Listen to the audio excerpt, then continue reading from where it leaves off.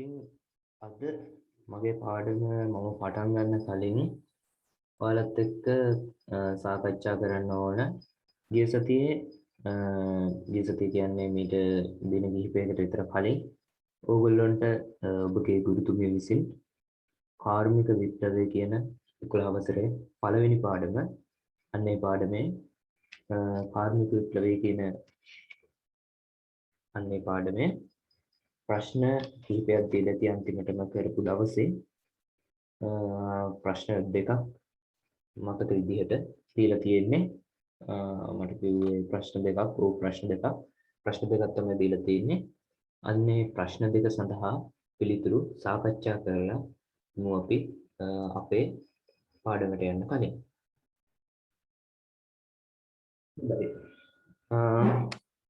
අපිට ලබා දීලා තියෙන පළවෙනි ප්‍රශ්න විදිහට තියෙන්නේ කාර්මික විප්ලවයේ සිදු වූ කාලයේ ලංකාවේ ඇති වූ වැදගත් සිදුවීම් මොනවාද? කාර්මික විප්ලවයේ සිදු වූ කාලයේ ලංකාවේ ඇතිවෙච්ච වැදගත් සිදුවීම් මොනවද කියන එක තමයි ඔබගෙන් පළවෙනි ප්‍රශ්න විදිහට විමසලා තියෙන්නේ. අපි දැන් බලමු එකට පිළිතුර මොකක්ද කියලා. පළවෙනි පිළිතුර විදිහට ක්‍රිස්තු වර්ෂ 1804 ෆෙඩරික් නෝර්ත් ආණ්ඩුකාරවරයා කෝපි කෙටීමට මෝලක් ආරම්භ කිරීම. දෙවැනි පිළිතුර තේවියලීමේ සිට වර්ග කිරීම හා අපනයනය දක්වා බොහෝ කාර්යයන් යන්ත්‍ර සූත්‍ර මගින් සිදු කිරීම. තුන්වෙනි පිළිතුර රබර් පිටරට යැවීම සඳහා සූදානම් කිරීමට යන්ත්‍ර සූත්‍ර භාවිතය. හතරවෙනි පිළිතුර මහා මාර්ග තැනීමේ මැකඩම් ක්‍රමය 1885 වර්ෂයේදී ලංකාවට හඳුන්වා දීම. ඔයාලට මතක නම් මොකද්ද මැකඩම් ක්‍රමය කියන්නේ? මතකද බලමු.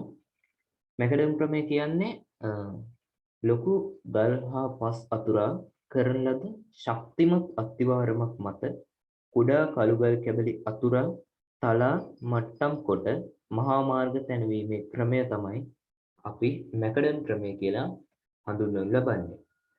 ඒ ක්‍රමය 1885 වර්ෂයේදී තමයි ලංකාවට හඳුන්වා දීම සිද්ධ කරලා තියෙන්නේ. හොඳයි. අපි එහෙනම් අපේ දෙවෙනි ප්‍රශ්නය බලමු. අපේ දෙවෙනි ප්‍රශ්නය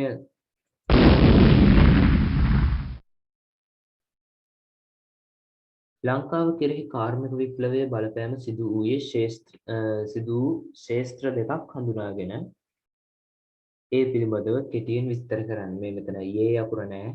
යේ අකුර වැරදිලා මෙතන print කරලා තියෙන්නේ. printing mistake එකක්.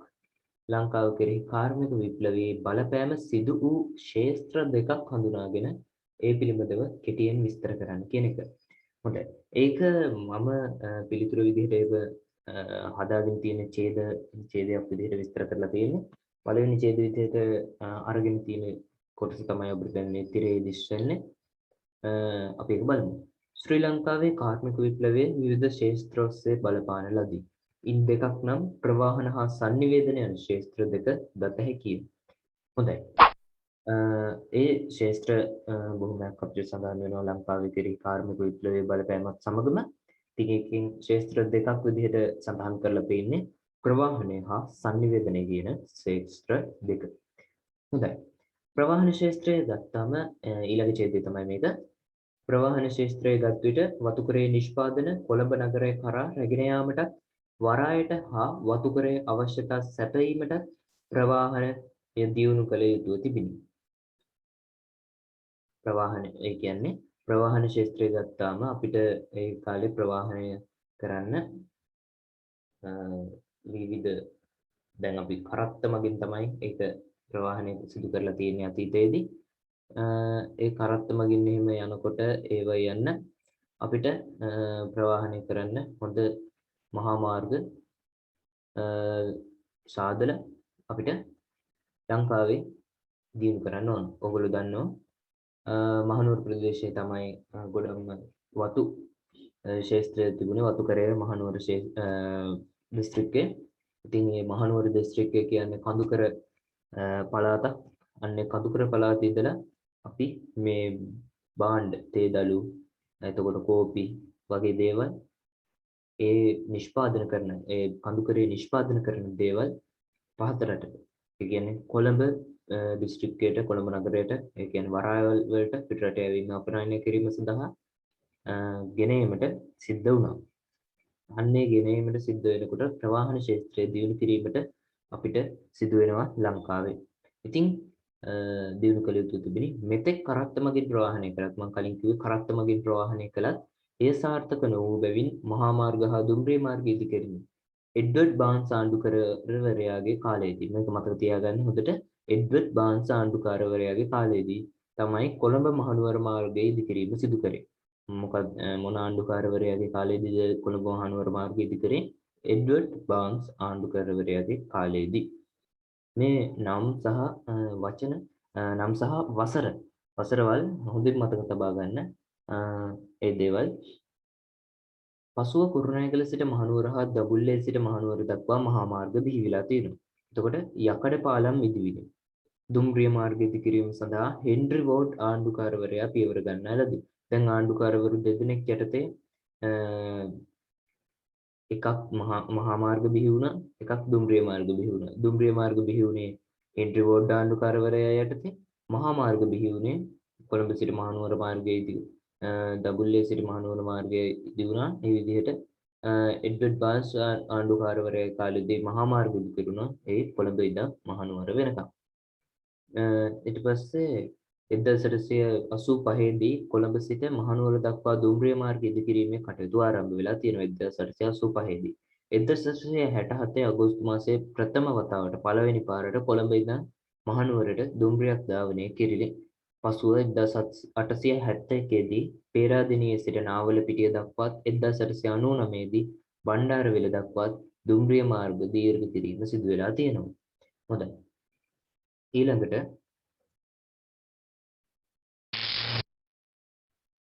ඡේදයේ සංනිවේදන ශාස්ත්‍රයේ ගත් විට 1815 වන විට කොළඹ ත්‍රිකුණාමලය ගාල්ල යාපනය ආදී නගර සම්බන්ධ කර ගනිමින් රාජකාරී තැපැල් සේවයක් ආරම්භ කිරීම සිදු වෙලා තියෙනවා.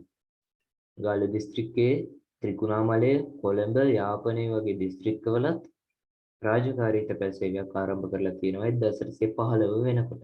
එතකොට කොළඹ නුවර මාර්ගය තැනීමෙන් පසුව ආසියාවේ ප්‍රථම වරට අශ්ව කරත්ත ධාවනය මගින් තැපැල් සේවය ක්‍රියාත්මක වෙලා තියෙනවා. කොච්චර ආඩම්බරයක්ද නේද?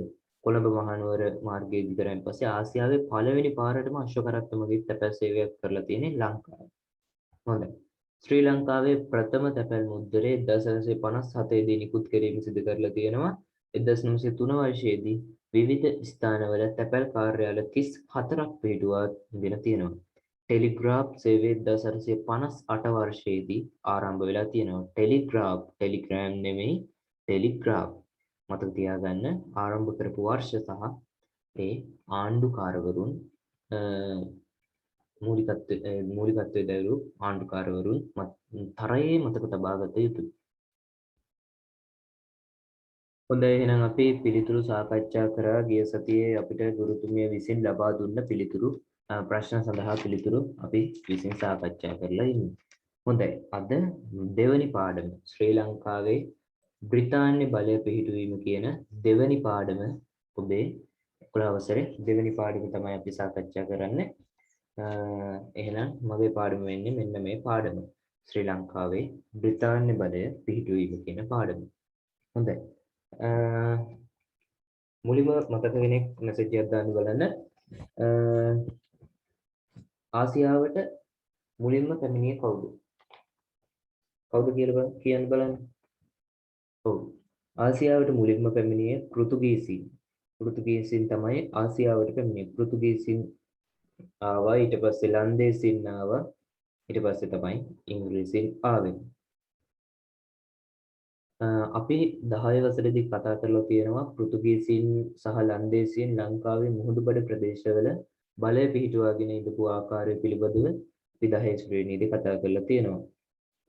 ඊට පස්සේ ඒ වගේම මේ ජාතීන් දෙකට පස්සේ අපිට අපේ ලංකාවට විශාල වශයෙන්ම බලපෑමක් කෙල්ල කරේ බ්‍රිතාන්‍ය ජාතිකයන්.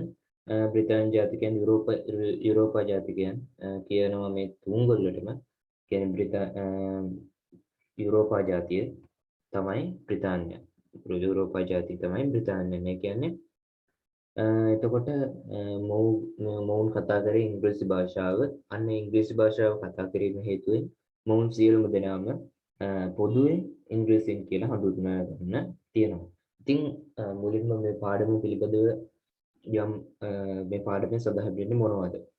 මේ පාඩමේ සඳහන් වෙන්නේ බ්‍රිතාන්‍යයන් මෙරට බලය පිහිටුවා ගැනීම සහ 19 වන සියවසේ මුල් භාගය තුල ඔවුන්ට එරෙහිව පැවති සටන් පිළිබඳව තමයි මෙම ශ්‍රී ලංකාවේ බ්‍රිතාන්‍ය බලය පිහිටුවීම යන මාතෘකාව යටතේ ඔබට විස්තර කෙරෙන්නේ. ඉතින් ඒ යටතේ විස්තර කරනකොට අපේ පළවෙනි මාතෘකාව දෙකේ කොටස බ්‍රිතාන්‍යයන් ආසියාවට පැමිණීම. බ්‍රිතාන්‍යයන් ආසියාවට පැමිණීම කියන මාතෘකාව තමයි කතා කරන්නේ. හොඳයි. පෙරදිග ඉන්දිය වෙළඳ සමාගම 1600 දී පිහිටුවා ගැනීම සිද්ධ කරලා තියෙනවා. පෙරදිග ඉන්දිය වෙළඳ සමාගම. ඉතින් මෙම බ්‍රිතාන්‍යයන් ආසියාවට එනකොට ආසියාවේ පෘතුගීසීන් හා ලන්දේසීන් වෙළඳ කටයුතු වල නිරත වෙමින් විශාල වශයෙන් ලාභයක් ඉපදලා තියෙනවා. ඒ ලාභය ඉපදෙන බව පෘතුගීසීනුයි ලන්දේසීනුයි විශාල වශයෙන් ලාභය උපයනවා කියලා දැකපු ඉංග්‍රීසීන් නොත් මෙම ආසියාවට පැමිණීමට කටයුතු කරලා තියෙනවා. ව්‍යාපාරිකයන් ඉංග්‍රීසි ව්‍යාපාරිකයන් විසින් ඇවිල්ලා තමයි පෙරදිග ඉන්දියාව වෙළඳ සමාගමට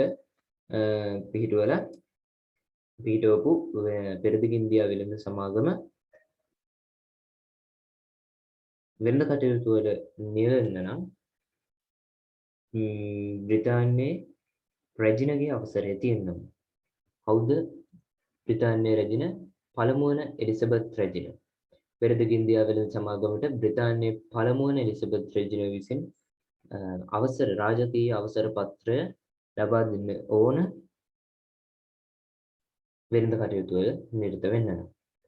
අන්න ඒ අවසර පත්‍රය 1600 වර්ෂයේදී දෙසැම්බර් මාසයේදී පළමු වන එලිසබෙත් රැජින විසින් ප්‍රදානය කරලා තියෙනවා.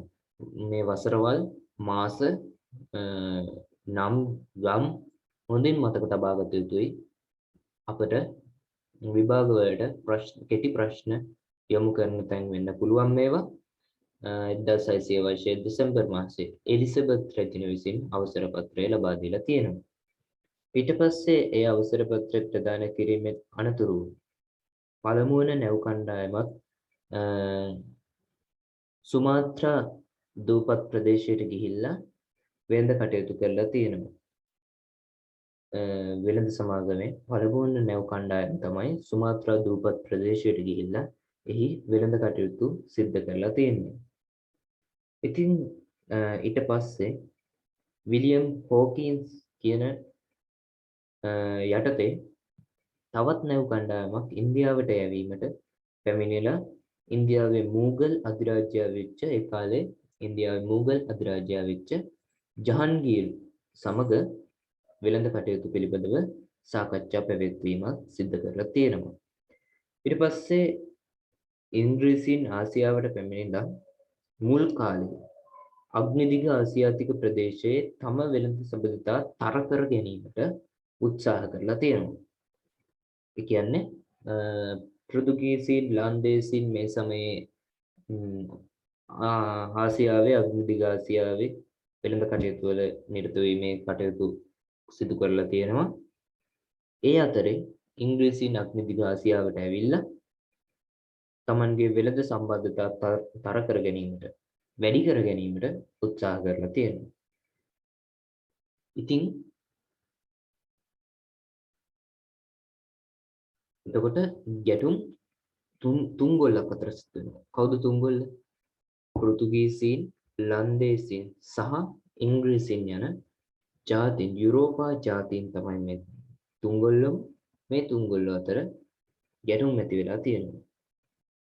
ඒ කාලේ පෘතුගීසීන් සහ 17 වන සියවසේ මුල් දශක දෙක තුල අග්නිදිග ආසියාවේ වෙළඳ බලය පිහිටුවා ගන්න පෘතුගීසීනුයි ලන්දේසීනුයි අතර ගැටුම් ඇති වෙලා තියෙනවා. මේ අවස්ථාවවලදී සමහර වෙලාවල් වල ඉංග්‍රීසීන්ගේ සහාය ලැබිලා තියෙනවා පෘතුගීසීන්ට එරෙහිව ලන්දේසීන් වෙත. ලන්දේසීන් වෙත ඉංග්‍රීසීන්ගේ සහාය ලැබිලා තියෙනවා පෘතුගීසීන්ට එරෙහිව. ඊට පස්සේ ඉංග්‍රීසීන්ගේ සහාය ලබාගෙන ගත්තත් ආසියා දිග අග්නිදිග ආසියාවේ කුළුබඩු බහුලව වැවෙන දූපත්වල ඉංග්‍රීසි බලය ගොඩ නැගිනු දැකීම ලන්දේසීන්ගේ අපේක්ෂාව වුණේ නැහැ. පෘතුගීසීන් පළවා හැරීමට ලන්දේසීන් ඉංග්‍රීසීන්ගේ සහාය පැතුවා. සහාය පැතීමෙන් අනතුරුව ඉංග්‍රීසීන් විසින් අග්නිදිග ආසියාවේ වැඩිපුර කුරුබඩු වැවෙන දූපත්වල ඉංග්‍රීසි බලය පිහිටුවා ගන්න උත්සාහ කරලා තියෙනවා. එම උත්සාහ කිරීමට ලන්දේසීන් වැඩි කැමැත්තක් දක්වලා නැහැ. ඔවුන්ගේ අපේක්ෂාව ඒක නෙමෙයි. ඒක හින්දා 1623 වර්ෂයේදී කුළුබඩු දිවයින් වලට අයත් ඇම්බොයිනා දූපත මතක තබා ගන්න. ඇම්බොයිනා දූපතේ බලකොටුවකට ලන්දේසීන් විසින් පහර දීලා ඒ හිටපු ඉංග්‍රීසීන් පිරිසක් ඝාතනය කිරීමට සිදු කරලා තියෙනවා. 1623 ඇම්බොයිනා දූපතේ සිටි ඉංග්‍රීසීන් පිරිසක් ලන්දේසීන් විසින් ඝාතනය කරලා තියෙනවා. ඉතින් ඊට එරෙහිව ලන්දේසීන්ට ප්‍රතිපහරයක් දීමට තරම් එම ප්‍රදේශයේ ඉංග්‍රීසීන්ගේ බලය ශක්තිමත් වෙලා තිබුණේ නැහැ. අන්න ඒ හේතු නිසා අග්නිදිග ආසියාතික ප්‍රදේශවලින් ඉංග්‍රීසීන් සදහටම ඉවත් වෙන්න කියන්නේ ඉවත් වෙන්න කටයුතු කරලා තියෙනවා. මොකද ඔවුන්ට ලන්දේසීන්ට මුහුණ දීමට තරම් ශක්තියක් තිබිලා නැහැ. ඊට පස්සේ අනතුරුව ඉංග්‍රීසීන්ට සම්පූර්ණම ඔවුන්ගේ අවධානය යොමු වෙලා තියෙන්නේ ඉන්දියාවට. ඔයාලා දන්නවා ඉතින් ඉන්දියාව තියෙන්නේ ලංකාවට උඩින් තමයි ඉන්දියාව පිහිටලා තියෙන්නේ. ඉතින් මේ ඉන්දියාවට සම්පූර්ණම අවධානය යොමු කරන්න සිද්ධ කරලා තියෙනවා. එතකොට ඉංග්‍රීසීන් 1607 වර්ෂයේ ඉන්දියාව සමග වෙළඳ සම්බන්ධතා ගොඩනගා ගැනීමට උත්සාහ කරලා තියෙනවා. නමුත් සාර්ථක ප්‍රතිඵල ලබා ගැනීමට වසර 10කට වැඩි කාලයක් ඔවුන්ට මහන්සි වීමට සිද්ධ වෙලා තියෙනවා. එතකොට ඉංග්‍රීසීන් උපායශීලීව කටයුතු කරලා තියෙනවා ඉන්දියාවේදී. උපායශීලීව කටයුතු කිරීමෙන් 17 වන සියවස අගභාගය වන විට මදුරාසිය බොම්බාය කල්කටාව මේවා හොඳට මතක තියාගන්න. මදුරාසිය බොම්බාය කල්කටාව 17 වන සියවස අගභාගයේදී මෙන්න මේ මදුරාසිය බොම්බාය හා කල්කටාව කියන ප්‍රදේශවල ඉංග්‍රීසීන් විසින් වෙළඳ මධ්‍යස්ථානයක් පිහිටුවා ගැනීමට කටයුතු කරලා තියෙනවා. මේ අතරේ අලිමදිවට කොටිනේ හරි මොකක් හරි කියනවා වගේ ඇවිල්ලා තියෙනවා ප්‍රංශවරු. දැන් පෘතුගීසීන් ලන්දේසීන්ට අමතරව අලිමදිවට කොටි වන්දන හරි මොකක් හරි කමන්නේ. පෘතුගීසීන්ටයි ලන්දේසීන්ටයි අමතරව මෙන්න ඇවිල්ලා තියෙනවා ප්‍රංශවරු.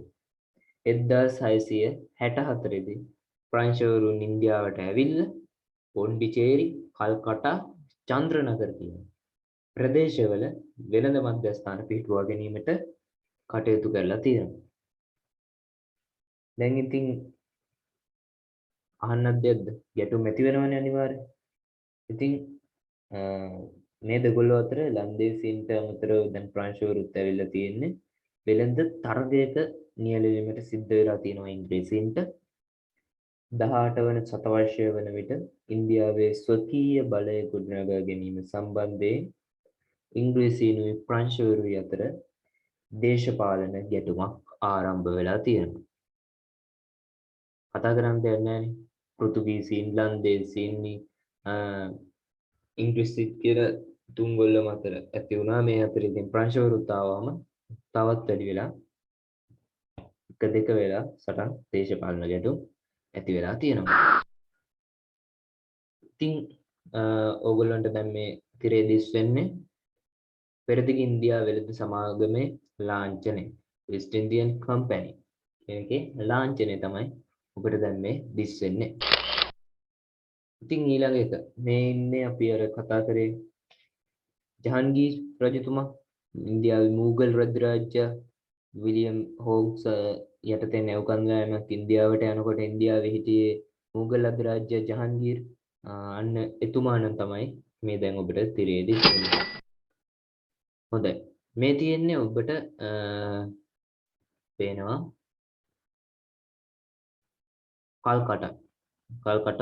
කල්කටා මෙතන බොම්බායි මෙතන මදුරාසි කියන තුන ඉංග්‍රීසීන් විසින් වෙළඳ නගර බිහි කරගත්තේ මෙන්න මේ තුනේ වෙළඳ මධ්‍යස්ථාන මෙන්න මේ ප්‍රදේශවල තමයි පිහිටුවා ගත්තේ 17 වන සියවස අගභාගයේදී. හොඳයි ඔන්න එනවා ඊළඟට ප්‍රංශවරුන් 1664 දී ප්‍රංශවරුන් ඇවිල්ලා ඉන්දියාවේ මෙන්න මේ කියන ප්‍රදේශවල චන්ද්‍රනගර පොන්ඩිචේරි කරිගල් කියන ප්‍රදේශවල වෙළඳ මධ්‍යස්ථාන පිහිටුවගෙන තියෙනවා. අන්න ඒ වෙළඳ මධ්‍යස්ථාන තුන තමයි ඔබට මේ තිරේ දිස්වෙන්නේ. හරි. දැන් අපි බලමු මතකද කියලා. එලිසබෙත් රැජින විසින් 1600 දෙසැම්බර් මාසයේදී ආසියාවේ වෙළඳ කටයුතු වල නියැලීමට ඉංග්‍රීසීන්ට පෙරදිගින්දිය වෙළඳ සමාගමේ බ්‍රිතාන්‍යයන්ට අවසරය ලබා දීලා තියෙනවා. එතකොට පෙරදිගින්දිය වෙළඳ සමාගම 1600 වර්ෂයේදී තමයි පිහිටුවා ගැනීම සිද්ධ කරලා තියෙන්නේ. පළමු වන වෙළඳ කණ්ඩායම සුමාත්‍රා දූපත් ප්‍රදේශයට ඇවිල්ලා තියෙනවා. දෙවන පාර වෙළඳ කණ්ඩායම විලියම් හෝකින්ස් යටතේ ඉන්දියාවට පැමිණීම සිදු කරලා තියෙනවා. ඒ වකට මූගල් අධිරාජ්‍ය වුණේ ජහන්ගීර්. ඊට පස්සේ ඔහුම ඇවිල්ලා 17 වන සියවසේ මුල් දශක දෙක තුන අග්නිදිග ආසියාවේ වෙළඳ බලය පිහිටුවා ගැනීමට පෘතුගීසීන් ලන්දේසීන් සමග සටන් වැදලා උත්සාහ කරලා තියෙනවා. නමුත් ඒක හරි ගිහිල්ලා නැහැ. ඉන්නතුරුව ඒ අග්නිදිග ආසියාවෙන් ඉවත් වෙලා සම්පූර්ණම අවධානය ඉන්දියාවට යොමු කරලා තියෙනවා. ඉන්දියාවට යොමු කිරීමෙන් අනතුරුව 17 වන සියවස අගභාගයේදී මදුරාසිය බොම්බාය කල්කටාව කියන ප්‍රදේශ තුනේ වෙළඳ මධ්‍යස්ථාන පිහිටුවා ගැනීමට ඉංග්‍රීසීන් විසින් කටයුතු සිදු කරලා තියෙනවා. අනතුරුව 1664 වර්ෂයේ ප්‍රංශවරුන් ඉන්දියාවට ඇවිල්ලා තියෙනවා. ඇවිල්ලා නිකන් ඉඳලා නැහැ. පොන්ඩිචේරි කරිකාල් චන්ද්‍රනගර කියන ප්‍රදේශ තුනෙහි වෙළඳ මධ්‍යස්ථාන පිහිටුවා ගැනීමට කටයුතු කරලා තියෙනවා. ඉතින් අන්නේ වෙළඳ මධ්‍යස්ථාන පිහිටුවා ගැනීමෙන් අනතුරුව ඉංග්‍රීසි සහ ප්‍රංශවරුන් අතර දේශපාලන ගැටුම් ඇති වෙලා තියෙනවා. අන්න ඒ ටික තමයි බ්‍රිතාන්‍යයන් ආසියාවට පැමිණීම කියන මාතෘකාව එක්ක කතා කරන්නේ බොහොම පොඩි කොටසක්. ඒ දේවල් හොඳින් මතක තියාගන්න. මම හිතනවා ඔයගොල්ලන්ට ගොඩක් හොඳින් තේරෙන්නේ නැති කියලා. ඔව් තේරිලා. බොහොම හොඳයි. එහෙනම් අපේ ඊළඟ මාතෘකාව ශ්‍රී ලංකාව කෙරෙහි බ්‍රිතාන්‍යයන්ගේ අවධානය යොමු වීම කියන මාතෘකාව. ශ්‍රී ලංකාව කෙරෙහි බ්‍රිතාන්‍යයන්ගේ අවධානය යොමු වීමට ප්‍රධාන වශයෙන්ම හේතු දෙකක් තියෙනවා. පළවෙනි හේතුව තමයි ශ්‍රී ලංකාවේ පිහිටීම. දෙවෙනි හේතුව තමයි ශ්‍රී ලංකාවෙන් කුරුඳු ඇතුළු වටිනා වෙළඳ ද්‍රව්‍ය ලබා ගැනීම. මෙන්න මේ හේතු දෙක යටතේ තමයි ශ්‍රී ලංකාවට බ්‍රිතාන්‍යයන්ගේ අවධානය යොමු වෙලා තියෙන්නේ. ඉතින් ඉංග්‍රීසීන් ඉන්දියාවට ඇවිල්ලා ශත වර්ෂයකට වැඩි කාලයක් යනකම්ම ශ්‍රී ලංකාව ගැන ඔවුන්ගේ වැඩි අවධානයක් පෙන්වලා නැහැ. ඉතින් මේ කාලේදී ඉංග්‍රීසීන් ඉන්දියාවේ ශක්තිමත් බලයක් ගොඩනගාගෙන තිබිලා නැහැ. ඒ වෙනකොට ඒ වගේම පෘතුගීසීන් හා ඊට පස්සේ ලන්දේසීන් දිවයිනේ මුහුදුබර ප්‍රදේශවල ලංකාවේ දිවයිනේ මුහුදුබර ප්‍රදේශවල ශක්තිමත් බලකුරු පද්ධතියක් පවත්වාගෙන ගිහිල්ලා තියෙනවා. ඉතින් ඒක හින්දා ඉංග්‍රීසීන් වැඩි අවධානයක් ලංකාව කෙරෙහි යොමු කරලා තිබුණේ නැහැ. නමුත් 18 වන සියවසේ මුල් කාලයේදී ඉන්දියාවේ මූගල් අධිරාජ්‍ය පරිහානියට ගිහිල්ලා තියෙනවා. ඒ විදිහට පරිහානියට යාමත් එක්කම වෙළඳාමෙන් එතෙක් ඒ වෙනකම් මුගල් අධිරාජ්‍ය පරිහානියට යනකම්ම ඉංග්‍රීසීන්ගේ මේ මූලික පරමාර්ථය වෙළඳාම. ඉතින් ඒක පරිහානියට යනකොට වෙළඳාමෙන් සෑහීමකට පත් වෙලා නෑ මේ ඉංග්‍රීසි. තෘප්තිමත් ඊට පස්සේ ඉංග්‍රීසීන් ඉන්දියාවේ දේශපාලන බලය පැතිරවීම සිද්ධ කරලා තියෙනවා. අවස්ථාවෙන් ප්‍රයෝජනය ගන්න ඕනේ කියලා හිතලා වෙන්නේ නැති එහෙම කරන්නේ නැත්තේ. ඉතින් මෙහෙම දේශපාලන බලය පැතිරවීම ආරම්භ කිරීමත් සමගම ඔවුන්ගේ අවධානය ලංකාව කෙරෙහි යොමු වෙලා තියෙනවා. ලංකාව කෙරෙහි යොමු වීමේදී ප්‍රධාන හේතු දෙක තමයි මේ දැන් ඕගොල්ලන්ට කතා කරේ මේ ශ්‍රී ලංකාවේ පිහිටීම සහ ශ්‍රී ලංකාවෙන් කුරුදු ඇතුළු වටිනා වෙළඳ ද්‍රව්‍ය ලබා ගැනීම. අන්න ඒ දෙක මූලික කරගෙන තමයි ඉංග්‍රීසි බ්‍රිතාන්‍යයන් ලංකාව කෙරෙහි අවධානය යොමු කරන්නේ. ඒ වගේම තමයි ඔයාලා දන්නවා ශ්‍රී ලංකාව කියන්නේ පෙරදිග වෙළඳ කියන්නේ වෙළඳ මධ්‍යස්ථාන කේන්ද්‍රස්ථානය. ශ්‍රී ලංකාව හොඳ කේන්ද්‍රස්ථාන වෙළඳාම සඳහා. මේ බලන්න.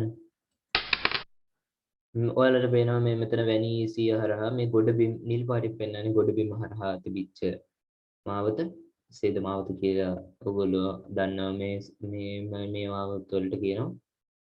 ඉගෙන ගත්ත පොඩි කාලේ සේද මාවත කියලා. ඉතින් මේ රතු පාටින් පෙන්වන්නේ මුහුදුබඩ මාර්ගය. මේ මුහුදුබඩ මාර්ගය මේ හැම මාර්ගෙම මේ ඇවිල්ලා මේ තියෙන කොළඹ කියලා තියෙන ලංකාව හරහා තමයි මේ යන්නේ. මේ හැම එකම ලංකාව හරහා යන්නේ. ඉතින් මේගොල්ලෝ මේ ඉතාලියේ ඒ පැත්තේ ඉඳලා මෙහෙම ඇවිල්ලා මේ විදිහට ඇවිල්ලා මේගොල්ලන්ට සිංගප්පූරු වලට එතකොට අර පැත්තේ චීනේ අර පැත්ත ඈත ප්‍රදේශ වලට යන්න ගොඩක් කල් යනවා. මේ මෙතන මේ පොඩි ඉඩක් තිබුණට සෙන්ටිමීටර එක විතර මාස ගණන් යනවා මේගොල්ලන්ට මේ පැත්තේ ඉඳලා එහා පැත්තටම යන්න. ඉතින් මෙහෙම මාස ගණන් යනකොට මෙහෙම ඉතින් වැඩි කාලයක් යනවා. ආහාර ද්‍රව්‍ය එහෙම අරන් ගියොත් ඒගොල්ලන්ට පාඩුවක් තමයි සිද්ධ වෙන්නේ. ඉතින් ඔහොම යනකොට දැන් භාණ්ඩ හුවමාරු කරගන්න පුළුවන් හොඳ මධ්‍යස්ථානයක් තමයි අපේ මේ ශ්‍රී ලංකාව කියන්නේ. ඉතින් දැන් මේගොල්ලෝ මෙහෙම ඇවිල්ලා කොළඹට වෙලා ඉන්නේ. දැන් ඔන්න මේ පැත්තෙනුත් එනවා වෙළඳ කණ්ඩායමක් මෙහෙම එනවා. මේ වැනීසිය ඉතාලි බලා යන්න. ඉතින් ඔහොම ඇවිල්ලා දෙගොල්ලෝ මෙහෙම හම්බ වෙනවා. හම්බ වෙලා මෙතෙන්දි කතිකා කරගෙන භාණ්ඩ හුවමාරු කරගන්නවා. මේගොල්ලයි භාණ්ඩ මේගොල්ලන්ට දෙනවා. එහෙනම් ඔයගොල්ලෝ මේ ටික අරන් යන්න. මේගොල්ලයි භාණ්ඩ මේගොල්ලෝ කරගෙන මෙහෙම යනවා. ඉතින් භාණ්ඩ හුවමාරු කරගෙන එහෙම යනවා. එහෙම නැත්නම් අරගොල්ලෝ භාණ්ඩ හුවමාරු කරගෙන නැවතත් මෙහෙට යනවා. ඒ විදිහට කටයුතු කරලා තියෙනවා අතීතයේදී. ඉතින් හොඳ කේන්ද්‍රස්ථානයක් වෙලා තියෙනවා වෙළඳාම සඳහා ලංකාව. ඉතින් ඉන්දියා ශ්‍රී ලංකාව තවත් හේතු වෙලා තියෙනවා ප්‍රධානම හේතු දෙක තමයි තවත් හේතු වෙලා තියෙනවා ශ්‍රී ලංකාව ඉන්දියාව ආසන්නයේ පිහිටා තිබීම. බලන්නකෝ දැන් මේ තියෙන්නේ ශ්‍රී ලංකාව. ඉන්දියාවට කොච්චර ළඟද බලන්න. ඕක් සමුද්‍ර සද්දය හදලා කිලෝමීටර් 32ක් තමයි මට මතක විදිහට තියෙන්නේ. ඉන්දියාව කරා යන්න මේ තියෙන ඉන්දියාව මේ තියෙන්නේ ලංකාව. බොහොම ළඟයි. පිහිටා තිබීමත් බෙන්ගාල බොක්ක මේ හරිය. හැම වෙලාවෙම ප්‍රෝති වලට කියන්නේ බෙන්ගාල බොක්ක කැළඹීම නිසා ලංකාවේ කාලගුණ තත්ත්වය වෙනස් වෙන්න පුළුවන්. වැසි ඇති වෙනවා මෙන්න මේ ප්‍රදේශවලට කියලා කියනවා. මෙන්න මේ බෙන්ගාල බොක්ක ආශ්‍රිත ප්‍රදේශයේ පිහිටා තිබීමත් තුළු ඉන්දියාව අවට මුහුදු කලාපයේ නාවික හා වෙළඳ කටයුතු පාලනයට ලංකාව හොඳ මධ්‍යස්ථානයක් වීම. මම කියපු දේ අර ඇවිල්ලා මෙහෙම ඇවිල්ලා මේව උවමාරු කරගෙන මෙහෙම යන ඒවා අන්න ඒක හොඳ මධ්‍යස්ථානයක් තමයි ලංකාව කියන්නේ.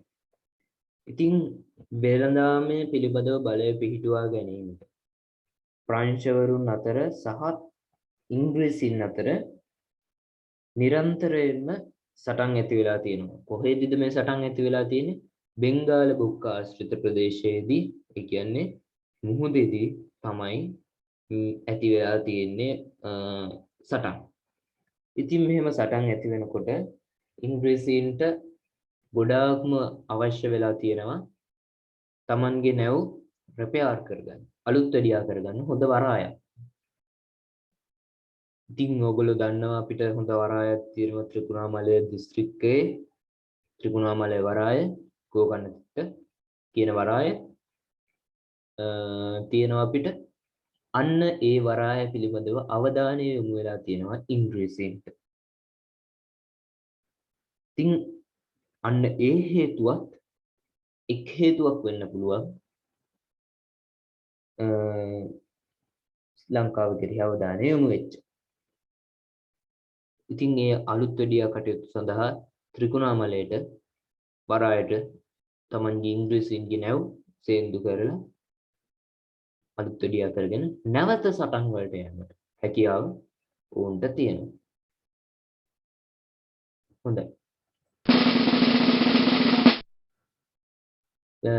ශ්‍රී ලංකාව කෙරෙහි අවධානය යොමු වුණා වගේම අපි බලමු දැන් ත්‍රිකුණාමලය වරාය කෙරෙහි ඉංග්‍රීසීන්ගේ අවධානය යොමු වීමට බලපාපු කරුණු පිළිබඳව. එක කරුණක් තමයි ත්‍රිකුණාමලය වරාය බෙන්ගාල බොක්කට මුහුණලා තිබීම. මම පෙන්නුවේ අර මගේ මේ ඊතලෙන් ඇරෝ එකෙන් පෙන්නුවා බෙන්ගාල බොක්ක ප්‍රදේශය, ඒ වගේම ලංකාව, ඉන්දියාව කියන ප්‍රදේශ පෙන්නුවා. ඉතින් මේ ත්‍රිකුණාමලය වරායට මුහුණ වරාය බෙන්ගාල බොක්කට මුහුණලා තමයි තියෙන්නේ. ඒ වගේම ඉන්දියාවේ නැගෙනහිර වෙරළේ ඉංග්‍රීසි නාවික බලය රැක ගැනීමට එම වරාය පිහිටීම වැදගත් වෙලා තියෙනවා. ඒ කියන්නේ මෙහෙමයි. ලංකාවේ නම් ඉන්දියාව පාලනය කරන්නත් පුළුවන්, ඉන්දියාවේ ඉඳලා ලංකාව පාලනය කරන්නත් පුළුවන්. මොකද වැඩි දුරක් නැහැ, බොහොම පොඩි දුරයි තියෙන්නේ. අන්න ඒ හේතුව නිසා. ඉන්දියාවේ නැගෙනහිර වෙරළේ තිබිච්ච නාවික බලය රැක ගැනීමට තියෙනවා. මේ අපේ මේ ත්‍රිකුණාමලය වරාය වැදගත් වෙලා තියෙනවා. ඊළඟ එක ඊසාන දිග මෝසම් කාලයේ නැව් ආරක්ෂා කර ගැනීමට ත්‍රිකුණාමලය වරාය යොදාගත හැකි වීම. ඔයගොල්ලෝ දන්නවා ත්‍රිකුණාමලය වරාය කියන්නේ මේ ස්වභාවික වරායක්. ස්වාභාවික වරාය. ඉතින් මෙන්න මේ වරාය මෙන්න මේ විදිහේ හැඩයකට තමයි තියෙන්නේ. මෙන්න මෙහෙම ඇවිල්ලා මෙන්න මේ වගේ විවෘත වෙලා පොඩි මෙහෙම ඇවිල්ලා මෙන්න මේ විදිහට හැඩයට තමයි තියෙන්නේ. ඉතින් මේ හරියෙන් ඔහොම මේ හරිය නැව් වල එහෙම සටන් එහෙම මෙහෙම ඇති වෙනකොට මෙහෙම ගහ ගන්නකොට ඉතින් ඉංග්‍රීසීන්ට පුළුවන් මෙහෙම Tamanගේ නැව අරගෙන ඇවිල්ලා මෙහෙම වරායට දාලා අලුත් වැඩියා කර ගැනීමේ කටයුතු වල නිරත වෙනවා. ඒ වගේම හුලං කාලයේදී ඊසාන දිග මෝසම් තුල ඇති වෙනවා. ඒකෙන් නැව් ආරක්ෂා කරගන්න තමන්ගේ නැව් ටික ආරක්ෂා කරගන්න පුළුවන් මෙහෙම ගෙනල්ලා කෙලින්ම මෙතන හංගල එහෙම නැව් ටික ආරක්ෂා කර ගැනීමේ හැකියාව තියෙනවා. ඉතින් ඊළඟ එක මේ තියෙන ඉන්දියන් සාගරයේ මෙතන මේ ඉන්දියාව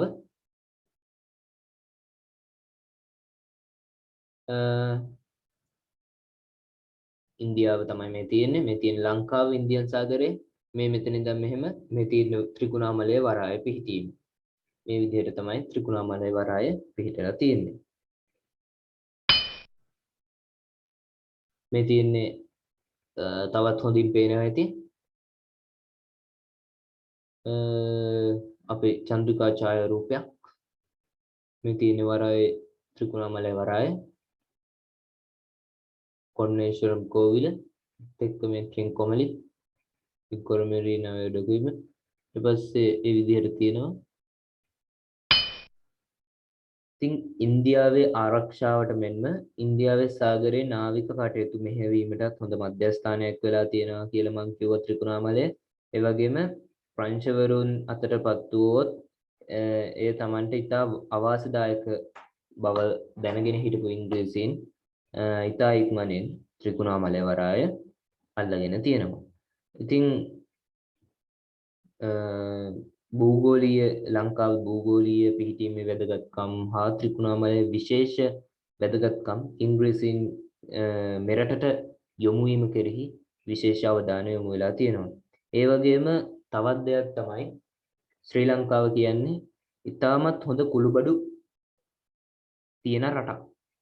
කුරුඳු හොඳ කුරුඳු තියෙනවා කුළුඹු ඇතුළු හොඳ කුළුබඩු වර්ග තියෙන රටක් විදිහට ප්‍රසිද්ධ වෙලා තිබිච්ච රටක් තමයි අපේ මේ ශ්‍රී ලංකා ද්වීපය.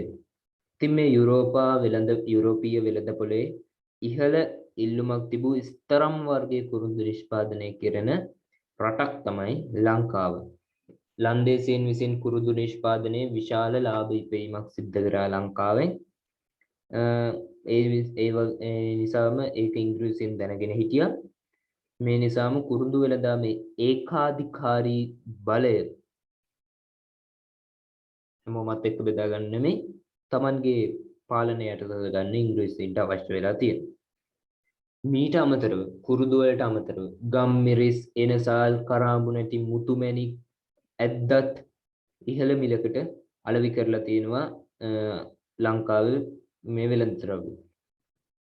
මේ වගේ කරුණු නිසා ඉංග්‍රීසීන් විසින් ශ්‍රී ලංකාවේ දේශපාලන බලය පිහිටුවා ගන්න අවධානය යොමු කරන්න ඇති කියලා හේතු බවට අපිට පෙන්වන්න පුළුවන්. ඉතින් අපි බලමු දැන් මතකද කියලා. බොහොම පොඩි කරුණයි මේම කොටසෙන් මතක තියාගන්න තියෙන්නේ මම දැන් කරපු මේ කොටසෙන් ශ්‍රී ලංකාව කෙරෙහි 18 වන සියවසේ මුල් භාගයේදී මුගල් අධිරාජ්‍ය පරිහානියට පත්වීමත් එක්ක ඉංග්‍රීසීන් විසින් අපිට අපේ ලංකාව කෙරෙහි ඉන්දියාවේ දේශපාලන බලය පැතිරවීම කෙරෙහි අවධානය යොමු කරලා තියෙනවා. ලංකාව කෙරෙහි අවධානය යොමු කිරීමට ප්‍රධානම හේතු දෙකක් විදිහට සාකච්ඡා කරේ ශ්‍රී ලංකාවේ ඉදීම ඒ වගේම ශ්‍රී ලංකාවෙන් කුරුඳු ඇතුළු වටිනා වෙළඳ ද්‍රව්‍ය ලබා ගැනීමට හැකියාව. ඒ වගේම ලංකාවේ පිහිටලා තිබිච්ච ත්‍රිකුණාමලයේ වරාය කෙරෙහි ඉංග්‍රීසීන්ගේ අවධානය යොමු වෙලා තියෙනවා.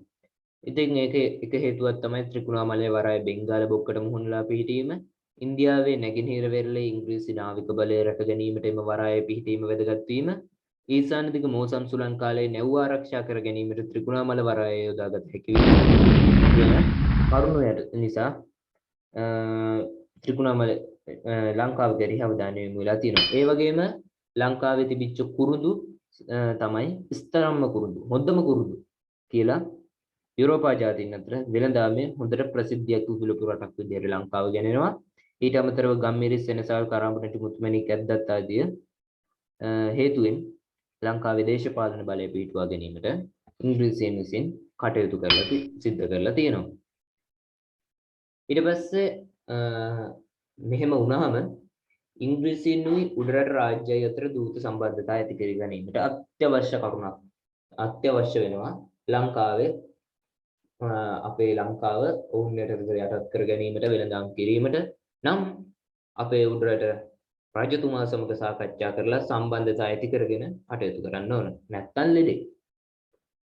ඉතින් ඒකින්ද මුලින්ම ලන්දේසීන් තමයි ඉංග්‍රීසියෙන් පැමිණෙන්න කලින් ලංකාවේ හිටියේ. මෙම ලන්දේසීන් ලංකාවෙන් පළවා හරින්න වෙනත් විදේශීය ජාතිකයන්ගේ සහාය ලබා ගැනීමට උඩරට රජුරුව කල්පනා කරලා තියෙනවා. මේ අනුව කීර්තිසිරි රාජසිංහ රජතුමා විසින් ඉන්දියාවේ සිට ඉඳපු ඉංග්‍රීසීන් වෙත මෙන්ම ප්‍රංශවරුන් වෙතද දූතයන් යවලා තියෙනවා. එම දූත ගමන් වලින් බලාපොරොත්තු වුණේ ඒ ලන්දේසීන් පළවා හැරලා තමන් යටතට අපේ ලංකාව නැවතත් අපේ යටතටම ගන්න. ඉතින් මෙහෙම මේ විදිහට උඩරට රජු හා ඉංග්‍රීසීන් අතර වරින් වර දූතයන් 30 දෙනෙකු පමණ පැමිණිලා වෙළඳ සම්බන්ධතා ඇති කරගෙන තියෙනවා. ඉතින් ඉංග්‍රීසීන් මුහුදු බඩ ප්‍රදේශ අත්පත් කර ගැනීමට පෙර තමයි මෙම දූතයන් 30 දෙනා ඇවිල්ලා තියෙන්නේ. මේ තියෙන කියපු කරුණ ඉංග්‍රීසීන් මෙරට මුහුදු බඩ ප්‍රදේශ අත්පත් කර ගැනීමට පෙර ඔවුන්ගේ දූතයන් 30 දෙනෙකු වරින් වර උඩරට පැමිණලා තියෙනවා. ඉතින් මෙන්න මේ තුන් දෙනා තමයි මේ ඉන්නේ 1762 දී ජෝන් පයිබස් උඩරට ඇවිල්ලා තියෙනවා. ඊට පස්සේ 1782 දී හියුබොයිඩ් උඩරට ඇවිල්ලා තියෙනවා. ඊට පස්සේ 1795 දී රොබර්ට් ඇන්ඩ්‍රූස් උඩරට ඇවිල්ලා තියෙනවා. ඉතින් මේ වර්ෂ සහ පැමිණි දූතයන් තිදෙනා පැමිණි වර්ෂ 3 ඒ වගේම පැමිණෙන විට ලංකාවේ රාජ්‍ය පාලනය කර උඩරට රාජ්‍ය පාලනය කර රජ්ජුරුවන්ගේ නම් මතක තබාගත යුතුමයි. කෙටි ප්‍රශ්නයක් හරි අහනවා අනිවාර්යෙන් අහනවා. කෙටි ප්‍රශ්නයක් හරි අපේ ප්‍රශ්න පත්‍රවල අහලා තියෙනවා. ඉතින් ඕගොල්ලන්ට මේ පේන්නේ මේ වගුවෙන් පැහැදිලි මදිද්ද මන්ද? හරි මම කියවන්නම්කෝ. මේ උඩින්ම මේ පැත්තේ වර්ෂය කොහොම ඉන්න පිටින්න පොඩක් ඉන්න මේ තියෙන්නේ වර්ෂය මේ තියෙන්නේ වර්ෂය දූතවරයා පාලනය කළ රජතුමා ඒක පේනවා ඇති. ඉතින් මේ 1762 වර්ෂයේදී දූත ජෝන් පයිබස් කියන දූතයා ඇවිල්ලා කීර්තිශ්‍රී රාජසිංහ රජුරෝ හම්බ වෙලා තියෙනවා. ඊට පස්සේ 1782 වර්ෂයේදී හියුබොයිට් කියන දූතවරයා ඇවිල්ලා රාජාධි රාජසිංහ රජතුමා හම්බ වෙලා තියෙනවා. ඉතින් ඊට පස්සේ 1795 දී රොබර්ට් ඇන්ඩ්‍රූස් කියන දූතවරයා ඇවිල්ලා ඇන්ඩ්‍රූස් වලට මොකක්ද කියලා තියෙන්නේ. හරි කමන්නේ මොකක් වුණත් වැඩන්නේ. මතක තියාගන්න රොබර්ට් ඇන්ඩ්‍රූස් ඇවිල්ලා රාජාධි රාජසිංහ රජතුමා හම්බ වෙලා තියෙනවා. හොඳයි දැන් කට්ටියට මතකද? පැහැදිලිද? හරි මතකයිනේ. හොඳයි එහෙනම් ඊළඟට එහෙම ඇවිල්ලා ජෝන් පයිබස් උඩරට පැමිණෙනකොට ඉතින් හිටියේ මෙන්න මේ කීර්තිශ්‍රී රාජසිංහ කියන රජතුමා 1782 සහ 1795 දී 1782 දී හියුබොයිට් 1795 දී රොබර්ට් ඇන්ඩ්‍රූස් වෙනකොට හිටියේ අන්නේ වර්ෂ දෙකේදීම රාජාධි රාජසිංහ එක දූත ගමනකදී කීර්තිශ්‍රී රාජසිංහ පළවෙනි දූත ගමනේදී ඉතුරු දූත ගමන් දෙකෙහිදීම රාජාධි රාජසිංහ රජතුමා තමයි හිටියේ. එතකොට මේ ජෝන් පයිබස් සහ හියුබොයිට් කියන ඉංග්‍රීසීන්ගේ අවශ්‍යතාව වුණේ ලංකාවත් එක්ක දූත සම්බන්ධතා වෙළඳ සම්බන්ධතා ඇති කර ගැනීම තමයි ඔවුන්ගේ අරමුණ වෙලා තියෙන්නේ. ඉතින් ඒ කියන්නේ රොබර්ට් ඇන්ඩ්‍රූස් ඇවිල්ලා තියෙන්නේ ලංකාවේ දේශපාලන බලය පිටුවා ගන්න. මේ දෙන්න ඇවිල්ලා තියෙන්නේ වෙළඳ සම්බන්ධතා ඇති කරගන්න. අර දෙන්න ඇවිල්ලා තියෙන්නේ ලංකාවේ වෙළඳ මේ දේශපාලන බලය පිටුවා ගන්න. ඉතින් මේ ආපු ගමනේදී ලන්දේසින් හා ඉංග්‍රීසීන් ගැටුම් වලින් වැළකී අවශ්‍ය අවස්ථාවල ත්‍රිකුණාමලය වරාය භාවිත කිරීමට ඉංග්‍රීසීන්ට අවසර පවා ලබා දීලා තියෙනවා. ඒ වගේම ලන්දේසින්ට එරෙහිව උඩරටට ආධාර දීමට ඉංග්‍රීසීහු ඉදිරිපත් වෙලා නැහැ. තමන්ගේ දේශපාලන අරමුණු වූ ලන්දේසීන් පළවා හැරීමේ සහාය නොලැබෙන ජාතියක් සමග වෙළඳ සම්බන්ධතා ඇති කර ගැනීමට උඩරට රජවරු උනන්දු වෙලා නැහැ වැඩිය. ඒක හින්දා මෙම දූත ගමන් දෙකෙන්ම සාර්ථක ප්‍රතිඵල ලැබිලා නැහැ. 1795 වර්ෂයේ අගෝස්තු මාසයේ වර්ෂ මතක තියාගන්න, මාස මතක තියාගන්න, නම් මතක තියාගන්න. ඉංග්‍රීසි හමුදාව ලන්දේසින් සතුව තිබූ ත්‍රිකුණාමලය වරාය අල්ලා ගැනීමෙන් අනතුරුව රොබර්ට් ඇන්ඩ්‍රූස් උඩරට ගොස් රාජාධි රාජසිංහ රජතුමා මුණ ගැහිලා තියෙනවා. වීරකමක් කරා වගේ ලන්දේසින් ගාව තිබිච්ච ත්‍රිකුණාමලය අල්ලගෙන ඉංග්‍රීසින් අල්ලගෙන උඩරටට ගිහිල්ලා රාජාධි රාජසිංහ රජතුමා හම්බ වෙලා තියෙනවා. ඉතින් හම්බ වෙලා උඩරට රජුගේ සහාය ඉංග්‍රීසීන්ට ලබා ගැනීම පිළිබඳව රොබර්ට් ඇන්ඩ්‍රූස් විසින් සාකච්ඡා කිරීම තමයි මෙන්න මේ මුණ ගැසීමේ දූත ගමනේ ප්‍රධාන අරමුණ වෙලා තියෙන්නේ. ඉතින් අපේ රජතුමත් සහාය දීමට කැමැත්ත ප්‍රකාශ කරලා තියෙනවා. ඉංග්‍රීසීන්ට සහාය ලබා දීමට ලන්දේසින් පළවා හැරීම උදෙසා. රජතුමා හීනකින්වත් හිතන්නේ නැතුව ඇති ඉංග්‍රීසියෙන් මේ වගේ දෙයක් විශ්වාසඝාතනයක් සිද්ධ කරයි කියලා Tamanට ඉංග්‍රීසියෙන් විසින්. ඉතින් ඒක හින්දා අපේ රජතුමා ඉංග්‍රීසියෙන්ට සහාය දීලා තියෙනවා. ඉතින් සහාය දීමට එකඟ වෙලා තියෙනවා. ඒත් ලන්දේසින් සමග මෙරට සිදු කළ සටන් තමන් අපේක්ෂා කර තරම්ම දුෂ්කර ඒවා නෙවෙයි කියලා ඉංග්‍රීසියෙන්ට පැහැදිලි වෙලා තියෙනවා. ලන්දේසි බලකොටු යටත් කර ගැනීමෙන් අනතුරු. ඉතින් මේ හේතුව නිසා දිවයිනේ ලන්දේසින් සතු ප්‍රදේශයක් පත් කර ගැනීමෙන් තමන් ලබන වාසිය උඩරට රජු සමග අපේ සිංහලේ හිටපු රජු සමග සිංහල ද්වීපයේ රජකම් කර රජතුමා සමග බෙදා ගැනීමට කැමැත්තක් තිබිලා නැහැ. ඒකේ ප්‍රතිඵල වශයෙන් රජුගේ කොන්දේසි පිළිගෙන රජු සමග දීර්ඝකාලීන මිත්‍රත්වයක් ඇති කර ගැනීමට අවශ්‍ය සාකච්ඡා පැවැත්වීමට ඉංග්‍රීසියෙන් ඉදිරිපත් කළා නැහැ. ඒ කියන්නේ ඉතින් අපේ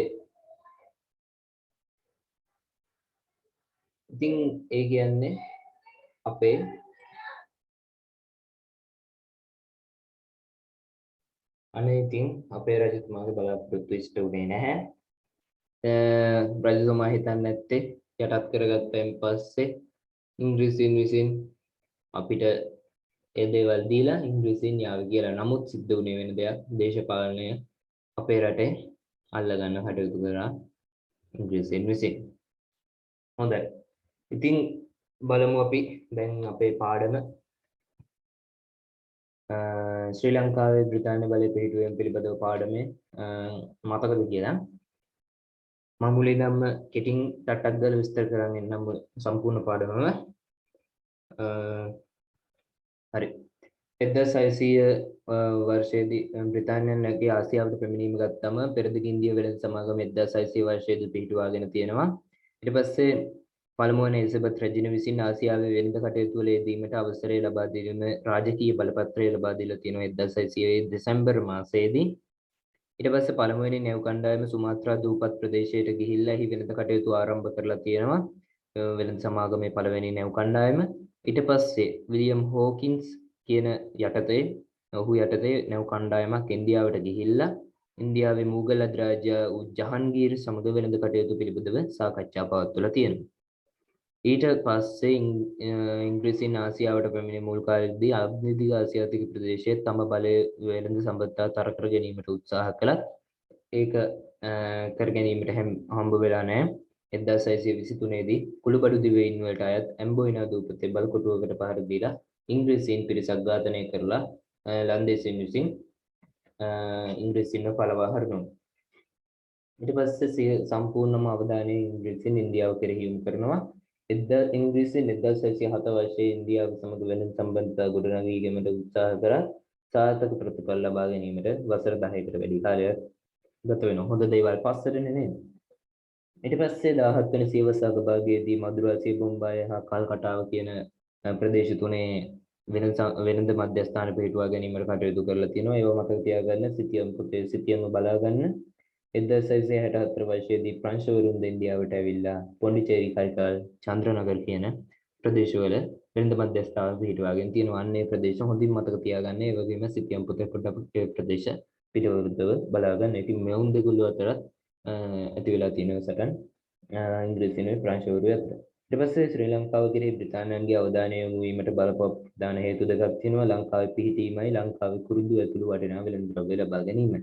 ඊට අමතරව ත්‍රිකුණාමලය වරාය කෙරෙහි බලපෑමට යොමු වීමට කරුණු හේතු තියෙනවා. ත්‍රිකුණාමලය වරාය බෙන්ගාල බොක්කට මුහුණලා පිහිටීමයි ඉන්දියාවේ නැගෙනහිර වෙරළේ ඉංග්‍රීසි නාවික බලය රැක ගැනීමට එම වරායේ පිහිටීම වැදගත් වීම ඊසාන දිග මෝසම් සුලං කාලයේ නැව් ආරක්ෂා කර ගැනීමට ත්‍රිකුණාමලය වරාය යොදාගත හැකි වීම සහ ලංකාවේ ඉස්තරම්ම කුරුදු තිබිච්ච රටක් විදිහට ප්‍රසිද්ධ වෙලා තිබුණා. ඒ වගේම කුළුබඩු ගම්මිරිස් වෙනසල් කරාඹු නැටි මුතුමැණික් ආදී ද්‍රව්‍යත් ලංකාවේ තිබීම හේතුවෙන් ශ්‍රී ලංකාවේ දේශපාලන බලය පිහිටුවීමට යොමු වෙලා තියෙනවා. ඉංග්‍රීසියෙන් උඩරට අතර දූත සම්බන්ධතා ඇති කරගත්තා. ඉතින් ඒ දූත සම්බන්ධතා ප්‍රධාන දූත සම්බන්ධතා තුනක් ඇති කරගෙන තියෙනවා. බලයත්පත් කර ගැනීමට පෙර 1762 දී ජෝන් පයිබස් රාජාධිරාජ කීර්ති රාජසිංහ රජතුමා යටතේ සාකච්ඡාවක් දූත ගමන 1782 දී හියුබොයිට් උඩරට ඇවිල්ලා තියෙනවා රාජාධිරාජ සිංහ රජතුමාගේ කාලේදී 1795 දී රොබර්ට් ඇන්ඩ්‍රූස් ඇවිල්ලා තියෙනවා උඩරට ඒත් රාජාධිරාජ සිංහ රජතුමාගේ කාලේදී.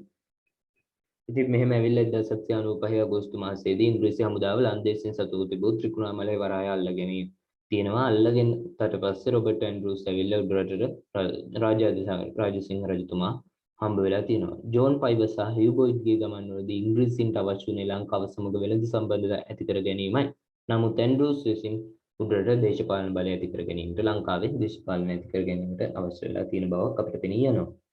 හොඳයි ඊළඟට අරමුණුනේ ලංකාවේ සිංහ රජුගේ සහාය ලබා ගන්න ලංකාවේ රජතුමාගේ සහාය ලබා ගන්න ලන්දේසින් පළවා හරින්න ඉංග්‍රීසීන්ගේ අරමුණු උනේ. නමුත් ලංකාවේ සහාය අවශ්‍ය වෙන්නේ නැති කියලා හිතලා කියන්නේ අවශ්‍ය වෙන්නේ නැහැ කියලා පැහැදිලි වුණාම ලංකාව කෙරෙහි ලංකාව සමග උඩරට රජු සමග දීර්ඝ කාලීන මිත්‍රත්වයක් ඇති කර ගැනීමට ඉංග්‍රීසින් සාකච්ඡා කරගෙන පෙළඹීමක් දක්වලා නැහැ. ඉතින් ඔන්න ඔය ටික තමයි මේ පාඩමේ කෙරෙන්නේ.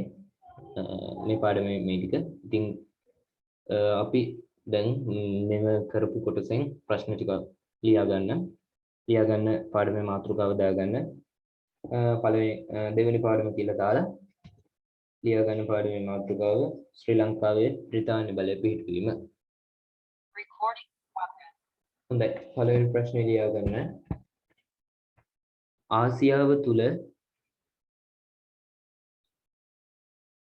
ආසියාව තුල වෙළඳ කටයුතු ආරම්භ කිරීමට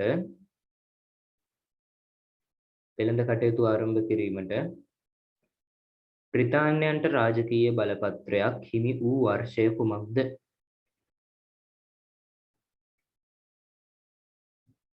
ආසියාව තුල වෙළඳ කටයුතු ආරම්භ කිරීමට බ්‍රිතාන්‍යයන්ට රාජකීය බලපත්‍රයක් හිමි වූ වර්ෂය කුමක්ද? දෙවැනි ප්‍රශ්නය පෙරදිග ඉන්දියා වෙළඳ සමාගම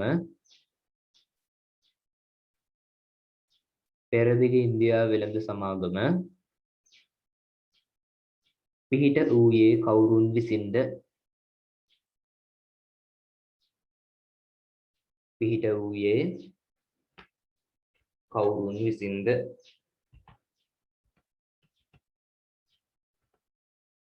තුන්වෙනි ප්‍රශ්නය ඉන්දියාවේ මූගල් අධිරාජ්‍යයා වූ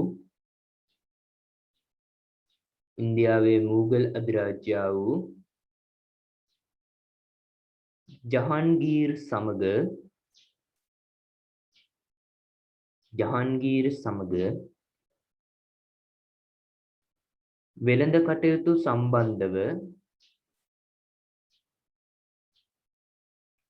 වෙළඳ කටයුතු සම්බන්ධව සාකච්ඡා පැවැත්වූයේ කවුද?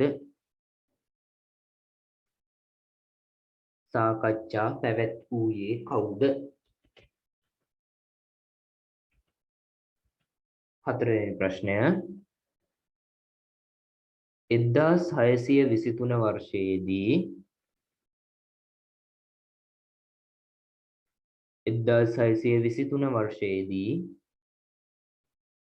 ලන්දේසි ඉංග්‍රීසීන් පිරිසක් ඝාතනය කළේ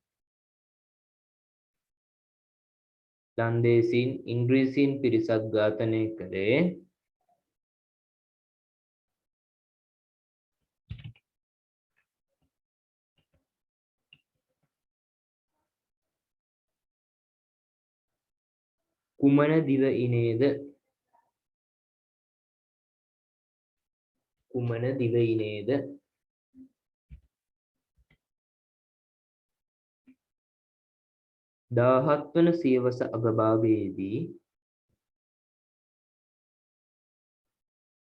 17 වන සියවස අගභාගයේදී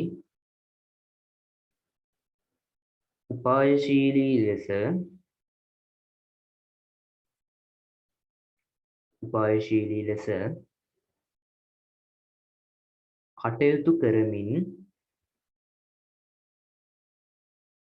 කටයුතු කරමින්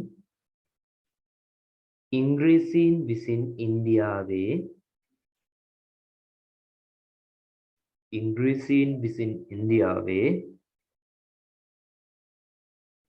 වෙළඳ මධ්‍යස්ථාන පිහිට වූ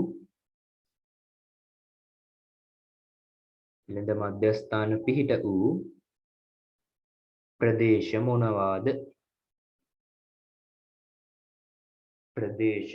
මොනවාද?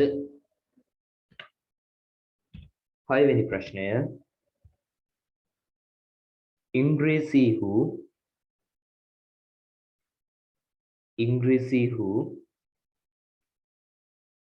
ඉන්දියාවේ දේශපාලන බලය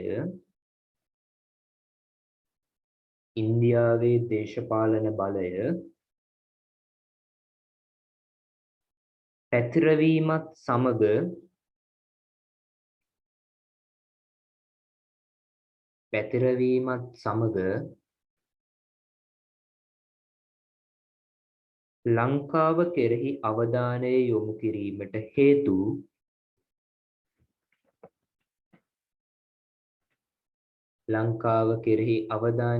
කිරීමට හේතු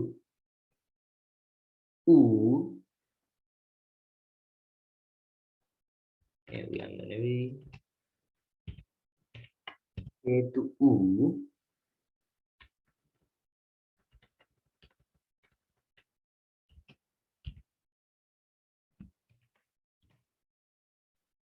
හේතු සාධක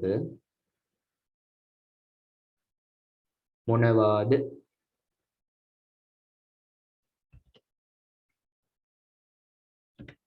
හත්වෙනි ප්‍රශ්නය. ලංකාවේ ත්‍රිකුණාමලය වරාය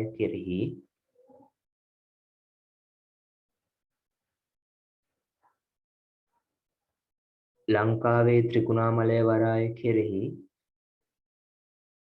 ඉංග්‍රීසීන්ගේ වැඩි අවධානය යොමු වූ හේතු මොනවාද?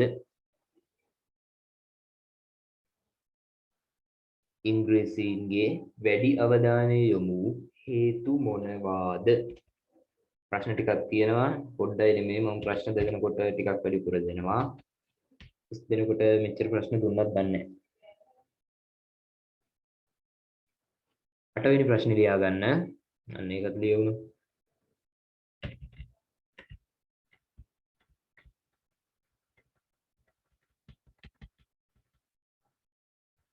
දැන් ප්‍රශ්න ලියා ගන්න. ඉංග්‍රීසීන් ලංකාවේ දේශපාලන බලය පිහිටුවීම කෙරෙහි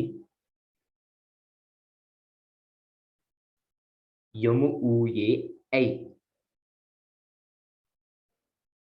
යොමුනේ.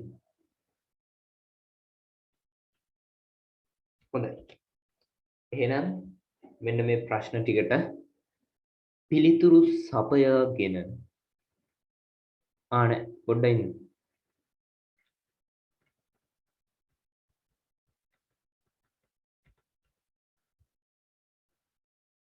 මම දූත ගමන් වලින් දැම්මේ නෑනේ නේ. ඒක තමයි thank you මතක් කරාට. දූත ගමන් වලින් දැම්මේ නෑ. එහෙනම් දූත ගමන් වලින් දාමු. right. යාගන්නම් වෙන ප්‍රශ්න දෙන්නම් ප්‍රශ්න.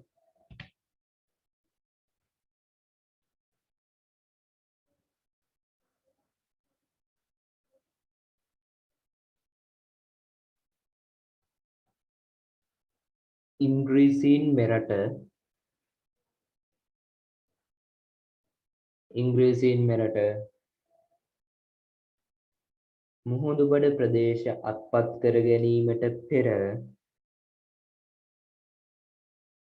මුහුදුබඩ ප්‍රදේශ අත්පත් කර ගැනීමට පෙර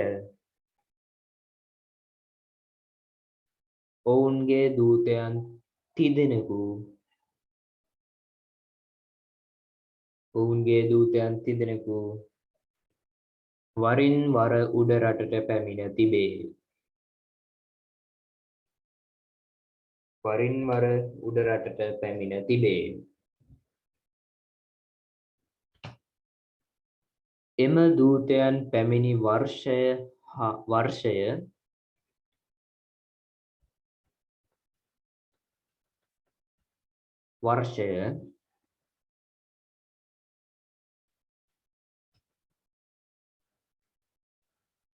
එම දූතයන්ගේ නම්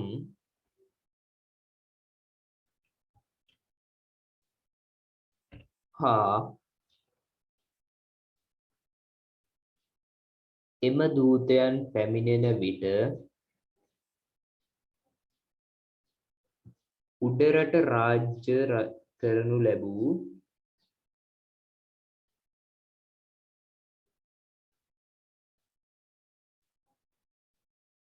රාජ්‍ය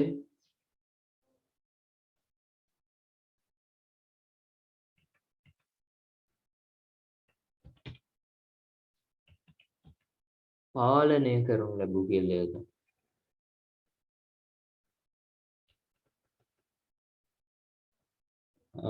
උඩරට රාජ්‍ය පාලනය කරනු ලැබූ කියලා ගන්න. එතන correction කරලා පොඩ්ඩක් හදාගන්න. මම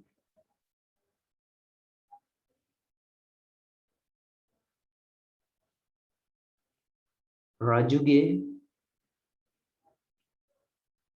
නම් මමු නෙමෙයි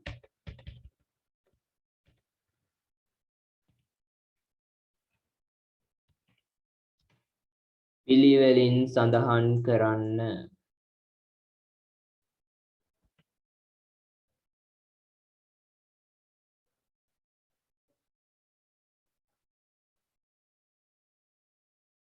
හරි. එතිනේ ප්‍රශ්න 9ක් තියෙනවා. තව එකක් දෙන්න 10 වෙන්නේ. ඕක කියන කට්ටිය දෙන්න තව එකක්. එපාද? හරි. එපා නම් කවන්නේ.